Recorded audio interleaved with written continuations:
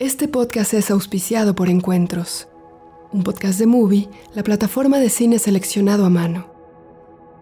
En cada episodio, una nueva conversación.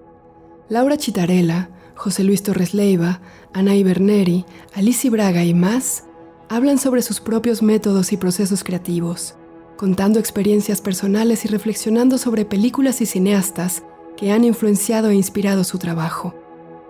Encuentros es presentado por Movie y La Corriente del Golfo Podcast. Escucha Movie Podcast Encuentros, disponible en tu plataforma de podcast favorita.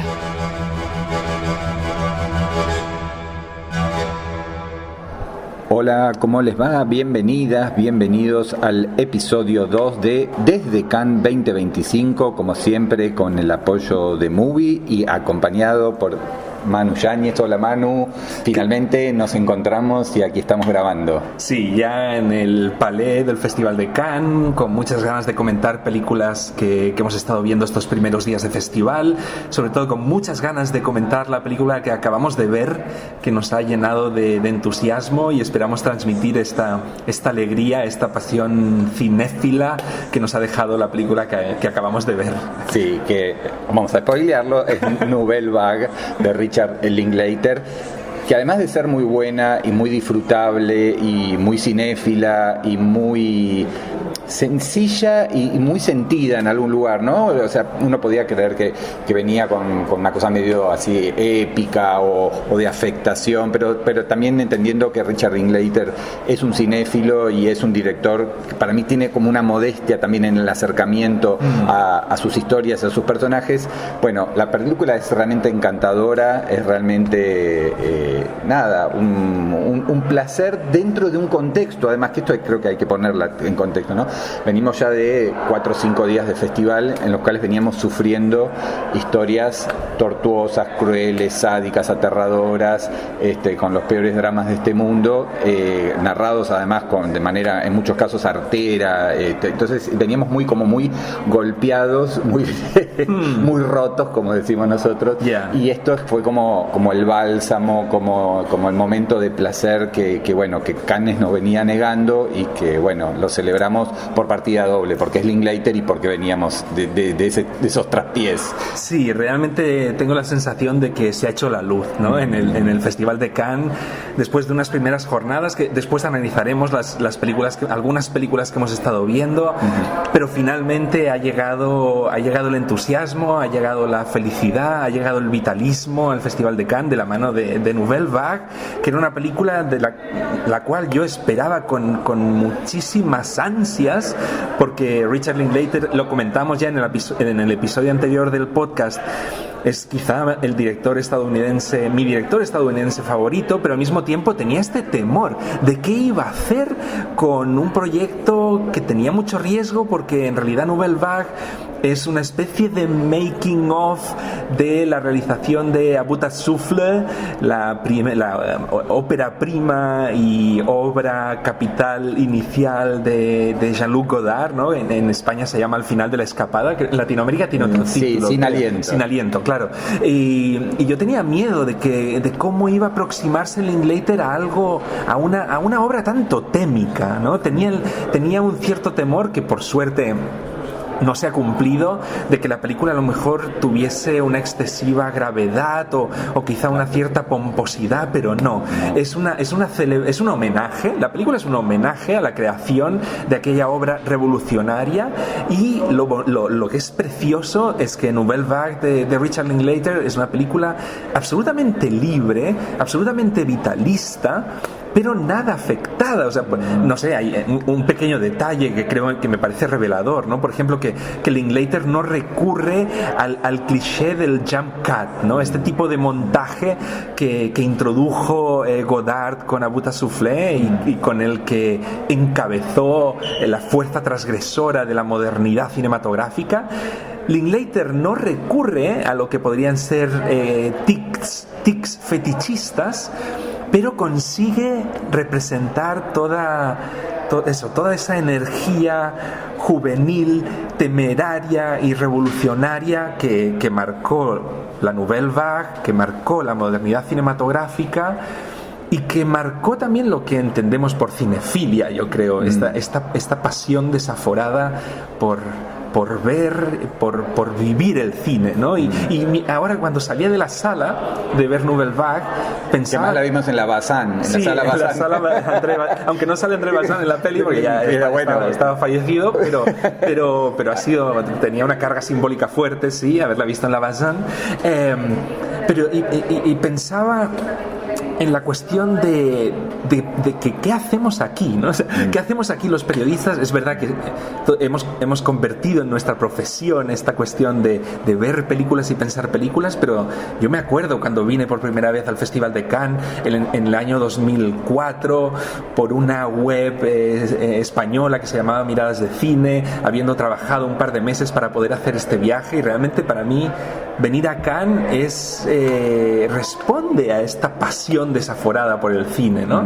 Y es una pasión cargada de entusiasmo que yo he estado echando de menos un poco hasta hace pocas horas en los días anteriores del Festival de Cannes de este año, de 2025, pero Linklater nos ha devuelto, ¿no? Esa alegría, ese vitalismo, además eso sin ninguna afectación, sin ninguna solemnidad. La verdad es que para mí Nouvelle Vague todavía la estoy procesando, hemos salido hace 10 minutos de verla. Para mí tiene algo de misterioso, de inexplicable, cómo ha conseguido hacer una obra tan cargada de emoción y al mismo tiempo tan aparentemente simple, con un dispositivo tan sencillo que es ir día a día durante el rodaje de Contemos un poco, sí. digamos, hay como una previa de presentación del universo cinéfilo parisino, con un viaje a Cannes para el estreno de Los 400 golpes de Truffaut. Hay como una deuda pendiente que tiene Godard, que por un lado es visto como el líder un poco del grupo, ¿no? de estos críticos devenidos cineastas, pero ya todos habían filmado, ¿no? Claro. Rivet, Chabrol había hecho 2 películas. Claro, Truffaut con Los 400 golpes, que es la que estrena justamente. Hay algo muy simpático que pasa al comienzo, que no es un spoiler importante, que es que Godard se roba parte del dinero de la caja de Cahiers du Cinéma para poder hacer el viaje y acompañar a Truffaut en el estreno, en la premiere mundial de Los 400 golpes. Sí, y Linklater nos lo muestra en un plano detalle bastante hitchcockiano, ¿no? De la mano de Godard ahí robando el dinero. Totalmente. Para poder viajar a Cannes. Y una vez que prepara eso, bueno, sí, está el conseguir el financiamiento, el conseguir al productor, y después sí, es como una especie de making of falso. Sí, aunque yo había leído esta cuestión del making of falso y pensaba que incluso habrían a lo mejor entrevistas o sería un pseudo documental, pero no, es una película de ficción totalmente, Nouvelle Vague, en la que se muestra el rodaje. Se muestra el rodaje, se muestran así como la trastienda, los chistes, las bromas, los enojos, las rencillas, los caprichos.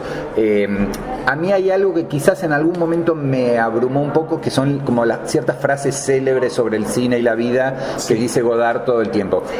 Probablemente las dijera, probablemente tenía esa cosa como de sabio, de baja línea, de profeta, de líder de grupo, pero quizás en algún momento me abrumó cuando estaban como una atrás de otra. Sí, Perdón, y después hay algunas cositas que son inevitables, que tienen que ver con casi como el cosplay, ¿no? En cuanto que algunos personajes no son tan parecidos a los reales. Entonces al principio, hasta que entras en el juego y aceptás los códigos, hay como algo, este es Truffaut, bueno, y después sí, todo está como integrado, todo fluye de manera natural y uno ya forma parte, digamos, de este mundo.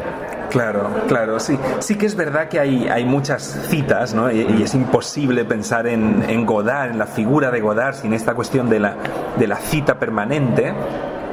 Y yo diría que aquí los guionistas de la película, el guion no es de Linklater, pero los guionistas han ido introduciendo un conjunto de citas que imagino que algunas fueron pronunciadas por Godard en otros momentos. Esto no tengo la certeza a estas alturas, pero aún así a mí no me ha resultado cargante. Esencialmente también porque yo diría que en los últimos tiempos, y quizá un poco a raíz de la película que hizo Hazanavicius, protagonizada por no Philippe Garrel, Louis Garrel, centrada en otro momento de la trayectoria de Godard, aquella película ofrecía una imagen, yo creo, más agria de Godard, como un tipo todavía más petulante, o sea, era insufrible, claro, era un Godard ya convertido en una especie de divo del cine, ¿no? Aquí Godard era medio satírica y era medio despectiva en algún lugar. Hazanavicius me parece que ahí, digamos, sacaba algunos trapitos al sol de las internas del cine francés. Esta es una película hecha por alguien extranjero, pero por otro lado muy godardiano y muy cinéfilo. Y lo que hizo, me parece que es una película muy sentida, muy sencilla en apariencia. Para mí son las grandes películas, en la que en apariencia todo parece muy fácil, pero muy bien hecha, porque la reconstrucción de esa París con imágenes tomadas de documentales, yo creo que hay inteligencia artificial, efectos visuales para que todo parezca la París de finales de los 50 y todo ese mundo absolutamente particular, pero lo hace con mucha elegancia, con mucha naturalidad, esto que vos decías, ¿no? No sé, sin épica o sin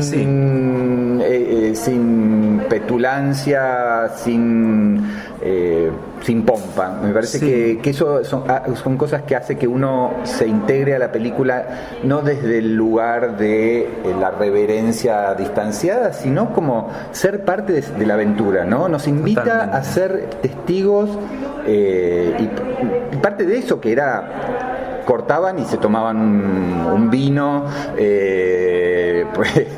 o se peleaba con el productor, digamos, revolcándose en el piso, o ese tipo de anécdotas, o bueno, también la relación bastante tensa con Jean Seberg, ¿no?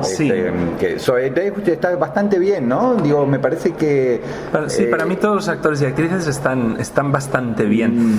Y yo lo que me ha entusiasmado de la película es este como canto a la inconsciencia y a una cierta irresponsabilidad que se convierte en como fulguración, en algo fulgurante, ¿no? En un anhelo de creatividad, y sobre todo se convierte en la posibilidad de filmar con alegría, ¿no? y de conseguir transmitir a las imágenes una cierta alegría de vivir, que es algo que yo creo que echo bastante de menos en el cine contemporáneo, y creo que Linklater ha conseguido como decantar, ¿no? y ir a la médula de esa alegría de vivir que emanaba de la primera Nouvelle Vague, ¿no? Esta es una película que me encantaría que puedan verla los jóvenes cinéfilos y cinéfilas y aprendices de cineastas del mundo entero, ¿no? Porque creo que vivimos una época, digamos, yo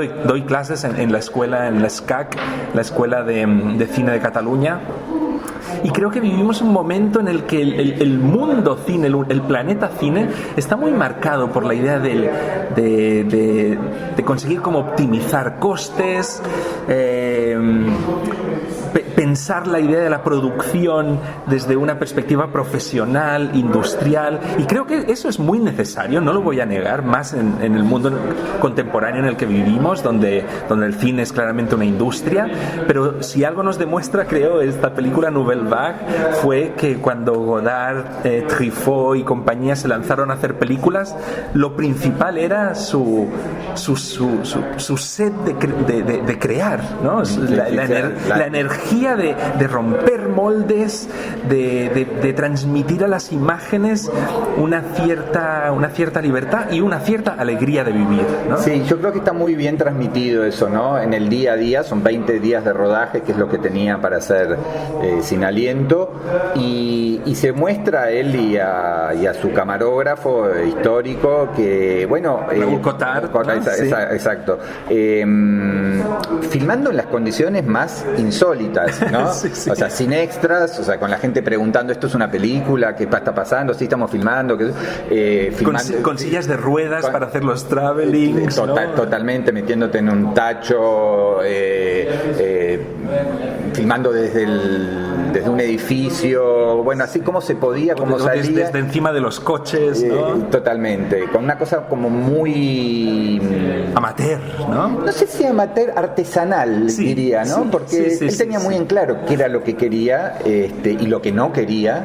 No quería impostación, no quería darle los diálogos para que los prepararan, algo que Jean Seberg con su historia no quería, no entraba en ese juego, en ese código de sobre la marcha ir creando, inventando, probando. Esta idea también de filmar poco, filmar rápido, 1 o 2 tomas como máximo.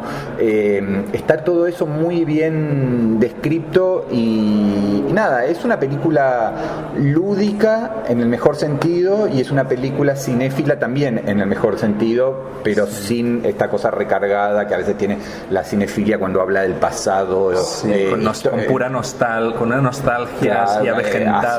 Claro, no es una película pomposa, ¿no? Sí, ni situada, esta idea de todo tiempo pasado fue mejor y hemos perdido la mística y qué sé yo. Creo que es al revés, es como esto que decís vos, es un llamado a recuperar cierta alegría, cierta inconsciencia, cierta audacia que el cine ha perdido, y si querés podemos ir a pensar un poco por qué nos gustó tanto, además de que nos gusta Linklater y que la película está muy bien, sino que Nouvelle Vague como película y la Nouvelle Vague como movimiento es algo que uno extraña cuando ve lo que es la línea general de la selección oficial, y también diría de muchas películas de las secciones paralelas, en cuanto a películas que abordan temas importantes de manera muy recargada, con un énfasis, un subrayado y una explicitud y una crueldad muy marcada. Me parece que otra película, como para continuar, yo no sé si llamar, o sea, me parece que la de Linklater es una película francesa hecha por un director estadounidense, pero tiene todas las características de una película francesa. Y la otra película que quizás da para debatir, para polemizar, es la nueva de Ari Aster, Eddington, ¿no? Que sería casi como el opuesto, ¿no? Eddington es una película que trabaja, que aborda todos los males de la sociedad trumpista y de la sociedad mundial, todo junto, también con ciertos juegos cinéfilos. Digamos, la película podría verse como un western contemporáneo, y en su segunda mitad es casi una relectura de varios western clásicos, pero sí es una película, no sé, de una misantropía y una dureza que no veía yo desde No Country for Old Men, la película de los Coen, ¿no? Digo, pero por ejemplo, incluso en No Country for Old Men tenías al final el personaje de Tommy Lee Jones, que de algún modo yo creo encarnaba la idea del lamento, ¿no? De una cierta melancolía. O sea, No Country for Old Men era una especie de requiem, ¿no? Por unos valores que se habían perdido. Totalmente. Pero aquí en Eddington, yo si tuviese que utilizar un adjetivo para describirla, es que es una obra inclemente, ¿no? No deja títere con cabeza. Totalmente. En esta película, Ari Aster, ¿no? El director de películas de obras como Hereditary, Midsommar o Boys Afraid, pongamos, es como que hubo 2 películas primeras en una línea, y me parece que esta va más por el lado de Bot tiene miedo, está todavía con mucha más ínfulas y ganas, digamos, de decir muchas cosas sobre la sociedad contemporánea, pero claramente se ha desmarcado un poco de esos inicios más ligados al terror. Sí. Es verdad que esta es una película que en su inicio adopta una estrategia curiosa, que es la cuestión de la sátira grotesca de lo que ocurrió en Estados Unidos en el mes de mayo, los meses de mayo, junio del año 2020, cuando, digamos, se solapó la resaca de la pandemia de COVID por un lado y el estallido del movimiento Black Lives Matter, ¿no? Y Ari Aster retrata este momento crítico, digamos, de la historia reciente de Estados Unidos a partir del enfrentamiento crecientemente salvaje entre dos representantes del poder en este pueblo ficcional de Nuevo México que se llama Eddington, ¿no? Y que pone título a la película. Totalmente. Y estas dos figuras capitales son, por una parte, el sheriff de este pueblucho, que está interpretado por Joaquin Phoenix, y por otra parte el alcalde, que está interpretado por Pedro Pascal, y que es un alcalde que tiene el objetivo de que se construya en este pueblo un gigantesco centro de datos que seguramente hoy en día estaría almacenando información para los programas de inteligencia artificial. Totalmente. ¿No? Y lo que hay, digamos, es además de desavenencias en cuanto a cómo enfrentar a la pandemia, hay algo ahí interesante. En un momento el personaje de Joaquin Phoenix lo desafía y le dice que se va a enfrentar al alcalde que va por la reelección, digamos. Claro. Encima, en este contexto hay un enfrentamiento político, pero me parece y además, para terminar de explicar la historia y de cerrar el hilo narrativo, además de este enfrentamiento por el poder, estas dos figuras también arrastran un enfrentamiento histórico entre ellos dos, que tiene que ver con la esposa del personaje de Joaquin Phoenix, que está interpretado por Emma Stone, que hacia el principio de la película se comenta que tuvo un affair cuando ella era menor de edad, joven, pero menor de edad todavía, con el personaje de Pedro Pascal, y que en algún momento ella había sufrido un embarazo no deseado. Entonces, ahora es la esposa, en la actualidad. Claro, en la actualidad es la esposa de Phoenix. En una pareja totalmente en crisis, y pasan un montón de cosas, pasan tantas cosas en la película que obviamente no las vamos a ir contando, pero sí me pareció interesante. Creo que es la primera película de Hollywood a gran escala. Bueno, es una producción de A24, podemos decir que es una mini major o una indie grande, pero es la primera película que aborda para mí algo que todavía no hemos tomado tanta dimensión, que es los efectos de la pandemia del coronavirus. Como eso potenció cosas que ya estaban germinando y cambió la sociedad para siempre. Todo lo que hoy vemos de discursos de odio, de ir contra ciertas cosas del progresismo, ciertos valores que creíamos que estaban acendrados en la sociedad. Bueno, me parece que fueron... Y el asentamiento también de las redes sociales como fuente principal de información para gran parte de la población, ¿no? Y la consolidación de los grupos de fanáticos, digo, sí. Antifa por un lado, o todo lo que es QAnon o 4chan o todo ese mundo del trumpismo, y también esto de la posverdad y de las teorías conspirativas, todo eso está en la película. Me parece muy interesante que lo aborden. Quizás podemos llegar a decir que la película es fallida, que tiene problemas, que no es entretenida, que la sátira no es particularmente divertida, que mistura demasiadas cosas problemáticas, temáticas, pero me parece que es una película con brío, con mucha audacia, con esa capacidad de provocación que tiene él, y con mucha libertad, incluso para equivocarse. Son de estos autores que han ganado suficiente poder como para filmar un poco lo que quieren, y en eso se les va también la mano en algún sentido, ¿no? Como que es una película muy desbordada. Sí, que es difícil entrar, así como claro. Decíamos que con Linklater uno entraba alegremente a ese universo del rodaje, acá hay algo expulsivo, ¿no? Hay una cosa que tiene que ver con el uso de las armas todo el tiempo, ¿no? Esa facilidad de defenderte, atacar, y la justicia por mano propia, y bueno, todo lo que ya sabemos que son síntomas lamentables de estos tiempos. Sí.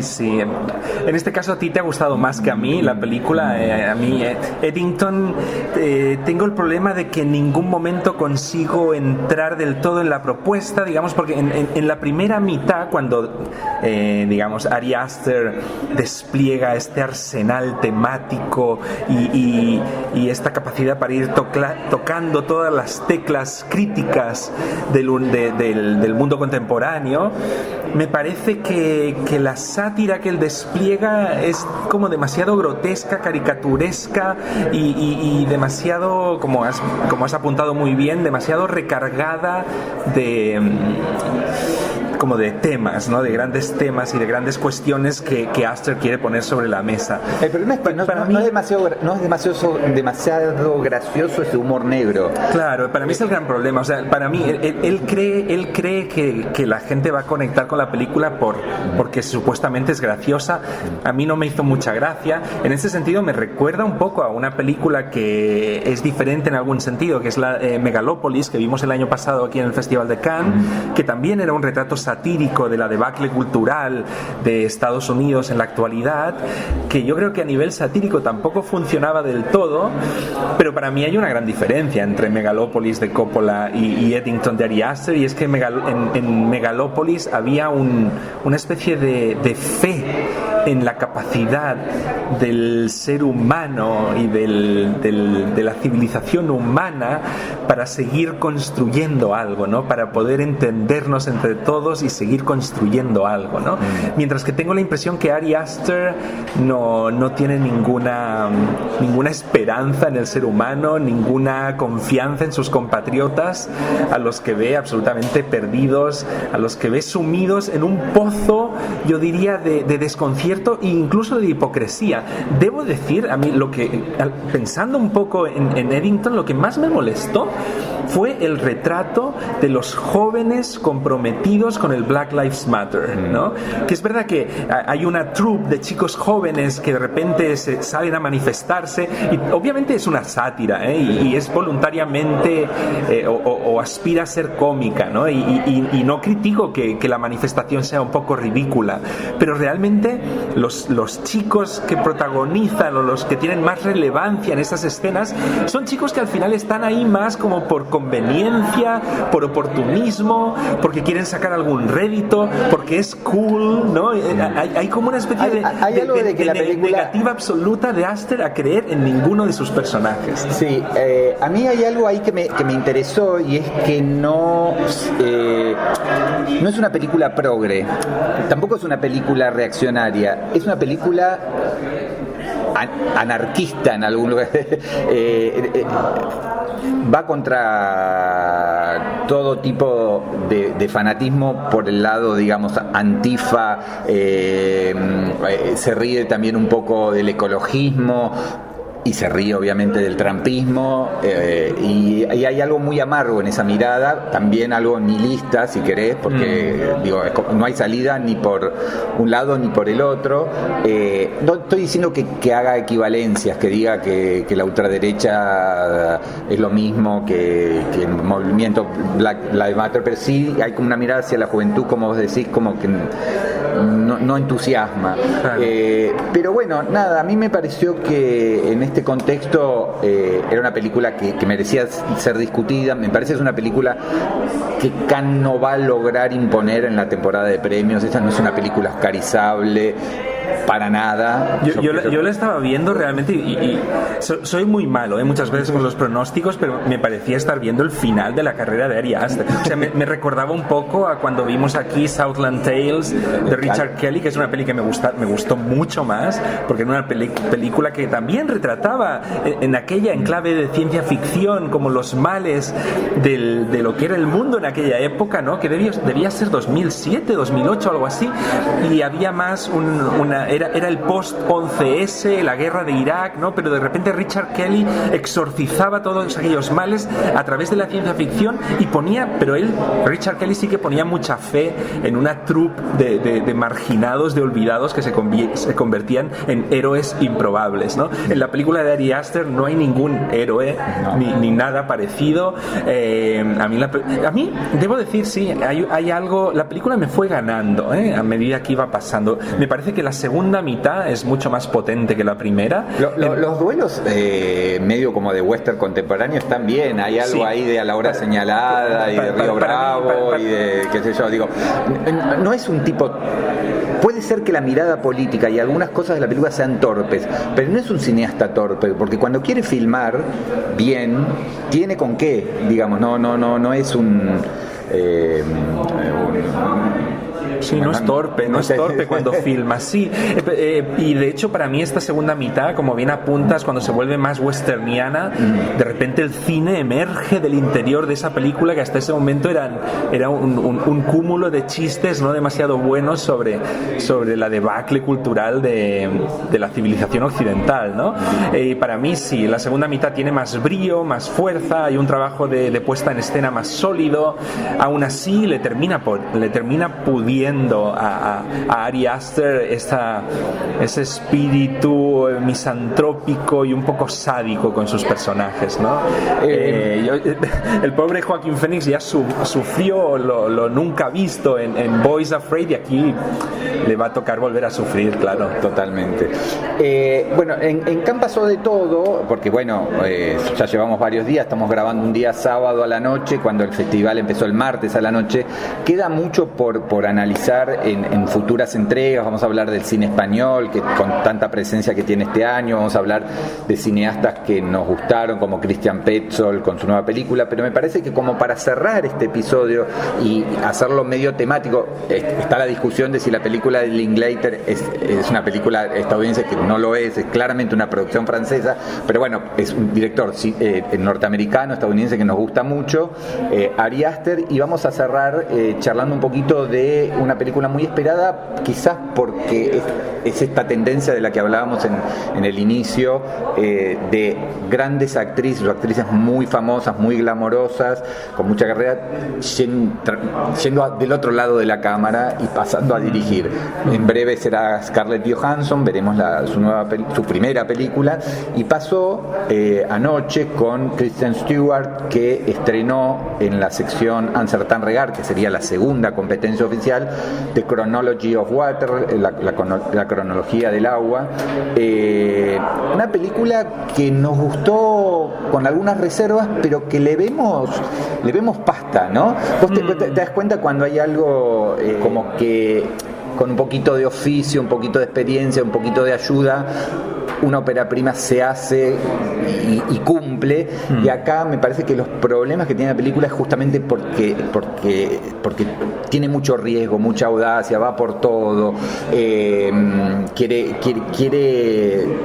demostrar que es una cineasta con mucha fuerza, y yo creo que en muchos momentos lo transmite. Después la película, que dura más de 2 horas, termina abrumando, hay ciertos recursos visuales y de montaje que se repiten, pero hay algo en este collage, en esta especie de caleidoscopio, de patchwork visual, que es interesante. Hay algo ahí que no es lo que uno podría esperar de una actriz haciendo su primera película como directora. ¿Cómo la viste un poco vos, Manu? Sí, yo tenía ganas, yo no soy un gran admirador de Kristen Stewart como actriz, pero tenía muchas ganas de ver qué hacía como cineasta después de haber trabajado con grandes directores como Olivier Assayas, por ejemplo, Walter Salles.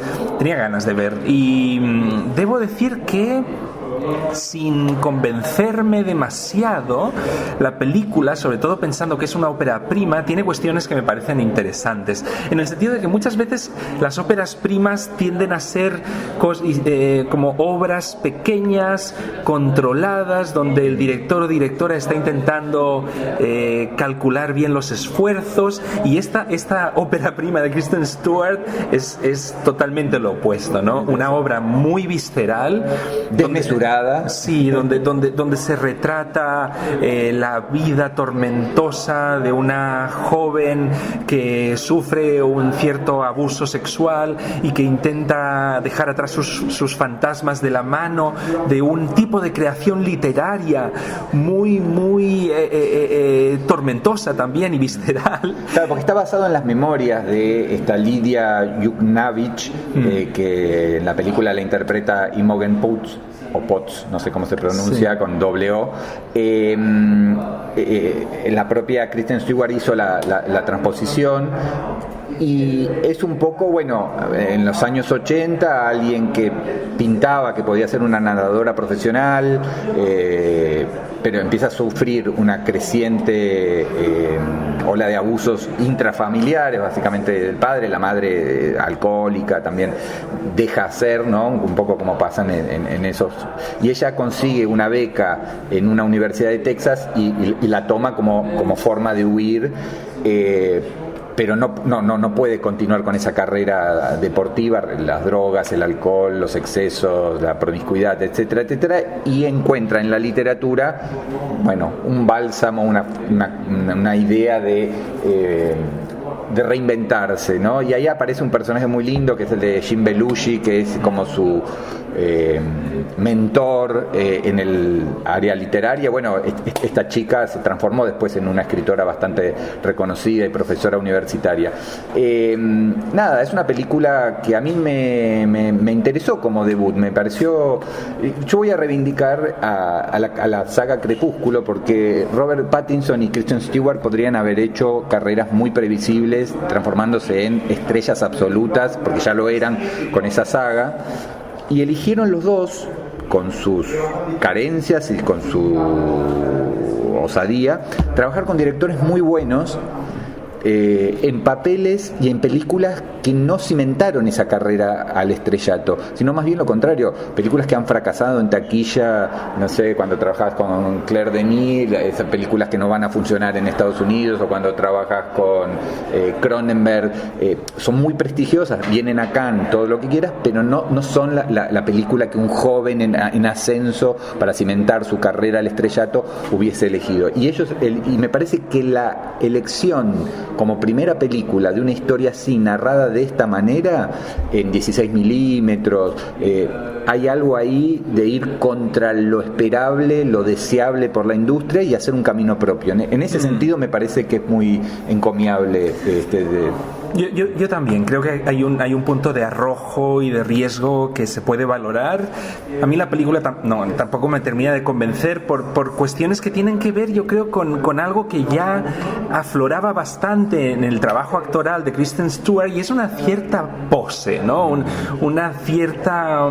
Como un anhelo un poco desesperado por ser lo más cool posible, y en este caso ella lo hace utilizando una estrategia formal que yo creo que remite claramente al universo de Terrence Malick, ¿no? La odisea de la protagonista está trabajada a partir de este trabajo intenso con la fragmentación y la elipsis y los planos detalle, ¿no?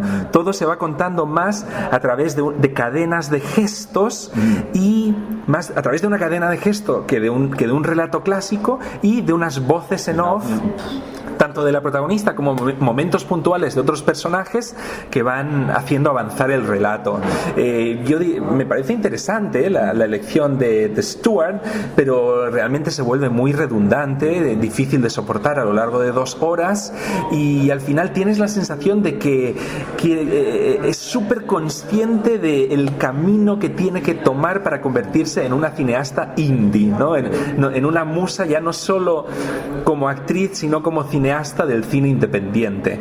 En ese sentido, para mí la película está ahí en la cuerda floja entre el arrojo, el riesgo y un poco el cálculo, ¿no? Y bueno, en todo caso me quedan las ganas de ver cómo hacia dónde tira Kristen Stewart. Espero que vaya puliendo su mirada autoral, ¿no? Como cineasta. Pero bueno, es una ópera prima defendible. Totalmente. Y bueno, ya que estamos hablando de actrices, sí que me gustaría destacar dos de las dentro de esta tendencia general que hemos estado viviendo durante los 3 primeros días de festival hacia un cine bastante fustigante. Yo destacaría 2 películas protagonizadas por la misma actriz, que es la actriz francesa Léa Drucker, que son 2 películas en las que ella interpreta a 2 personajes bastante similares. Las películas llevan por título L'intérêt d'Adam, que el título en inglés es Adam's Sake, y que inauguró la Semana de la Crítica, y la otra es Dossier 137, dirigida por Dominique Moll, y que se presentó en la sección oficial. Exacto. En las 2 películas, Léa Drucker interpreta a una trabajadora pública que de repente siente el impulso de cuidar de alguien desvalido, ¿no? En la película de la Semana de la Crítica, L'intérêt d'Adam, ella interpreta a una enfermera que en un hospital público intenta ayudar a una madre que no consigue cuidar de su hijo, lo tiene malnutrido, ¿no? Y de hecho la madre está siendo supervisada judicialmente, no tiene que estar controlada, no puede estar con el hijo en el hospital, por ejemplo. Y en la película de la sección oficial, Dossier 137, Léa Drucker, la misma actriz, interpreta a una policía encargada de investigar a otros policías que han actuado de forma... asuntos internos sería. Exacto, de asuntos internos, y está en un proceso de investigar a un conjunto de policías que actuó brutalmente durante las manifestaciones de los chalecos amarillos, ¿no? En la Francia de hace pocos años, ¿no? Y me parece que son 2 películas que a través del trabajo de esta actriz ponen el foco en la posibilidad de la empatía en universos muy crudos. En las 2 películas son obras son dramas sociales con cierta gravedad, pero en las 2 películas Léa Drucker introduce como una pulsión humanista que a mí me ha parecido de lo más interesante que hemos visto en Cannes hasta el momento. Sí, son películas también sobre la burocracia, sobre todo Dossier 137, digamos, cómo las estructuras terminan de alguna manera defendiendo. Yo la vi como bastante similar, más allá de que son tiempos e historias distintas, con la película Two Prosecutors, sería 2 fiscales, la película de Sergei Loznitsa, que es también alguien que intenta ayudar, un fiscal que intenta ayudar a alguien que está preso y que increíblemente su carta de pedido de auxilio sale de la cárcel porque toda esa documentación se quema. Y en la época del reino de terror del estalinismo. Del estalinismo, ¿no? Y este fiscal joven, recién recibido, entusiasta, trata de poder ver al preso y después poder llegar a la Fiscalía General de Moscú, y hay algo ahí de ir contra el sistema, y es un poco también lo que pasa con Léa Drucker en Dossier 137, que ella tiene el lugar incómodo de investigar a sus pares la odian porque la ven como una traidora, y ella se ocupa, digamos, de los que fueron víctimas de la brutalidad policial, que encima son el personaje está mal herido, está todo inspirado en casos reales, aunque es como una mezcla de varios casos reales, está hospitalizado, pero la familia tampoco está del todo contenta ¿no? Como estar esa especie de lugar intermedio incómodo dentro de un ámbito muy burocrático, y por otro lado con las exigencias sociales que no terminan de ser satisfechas. Sí, tiene algo casi como de mártir, ¿no? Porque ella intenta sacar adelante la investigación, pero nadie está contenta con ella, ¿no? Vemos como muchos policías al estar investigando ella a un grupo de policías se la consideran una especie de infiltrada o de enemiga interior, y por otra parte la familia a la que ella está intentando defender tampoco está contenta porque ella no puede revelar detalles del proceso. Necesariamente el proceso tiene que ser algo opaco, ¿no? Entonces, bueno, es un trabajo difícil y tiene algo de personaje heroico en la sombra, ¿no? A mí, dentro de lo flojo que ha sido esta primera mitad de la competencia oficial, me parece que Dossier 137 e incluso la de los Nizza están dentro de lo mejorcito o dentro de la parte que es rescatable. Después hay otras que no vamos a comentar en este envío, pero sí que es verdad que a veces Cannes genera un poco unas sensaciones extrañas, porque venimos aquí, ¿no? Viajamos de muy lejos hasta el festival esperando ver grandes películas, ¿no? Y es verdad que a veces películas que a lo mejor te parecen muy menores en el festival, las ves fuera del festival y te parecen mejores, ¿no? Sí. Ahora estamos comentando películas y nos están saliendo unos cuantos títulos interesantes, ¿no? Claro. Pero es verdad que la sensación general... O Little Sister, esta película que tampoco está mal, pero es verdad, primero que yo siempre digo que uno acá las ve en las condiciones en que la ve, muy cansado, vos haces un montón de entrevistas, yo veo 4 o 5 películas por día, después cuando las ves en Buenos Aires todas tienen un punto más de lo que suele tener, y claro, en el contexto de los estrenos semanales se destacan. Claro, pero yo diría que estábamos esperando una gran película, ¿no? Por suerte ha llegado la de Linklater. Antes de grabar, ¿no? Nosotros veníamos demorando la grabación, no de fiaca, también estamos con muchos trabajos personales cada uno de nosotros, pero no encontrábamos la película que nos entusiasmara como para hacer cabeza, ¿no? Como para decir, bueno, arrancamos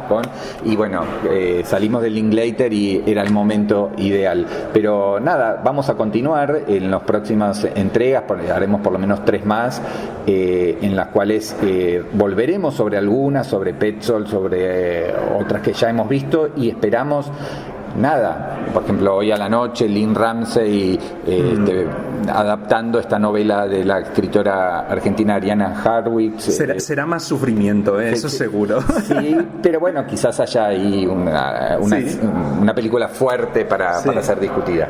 Por ahora vamos cerrando acá, vamos agradeciendo como siempre el apoyo de Movie a este podcast Festivales. Gracias a los que lo están escuchando por YouTube, por Spotify, por Apple Podcast, por Amazon Music, por cualquier plataforma de audio. Así que nada, gracias.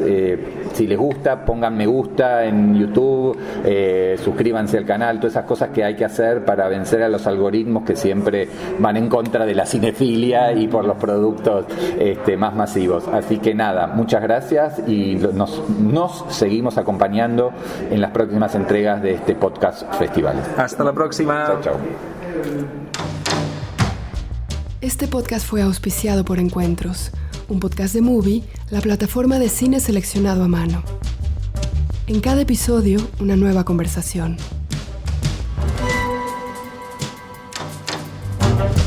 María Aparicio, Natalia Beristain, Gustavo Vinagre, Lila Vilés y más hablan sobre sus propios métodos y procesos creativos, contando experiencias personales y reflexionando sobre películas y cineastas que han influenciado e inspirado su trabajo. Encuentros es presentado por Movie y La Corriente del Golfo Podcast. Escucha Movie Podcast Encuentros, disponible en tu plataforma de podcast favorita.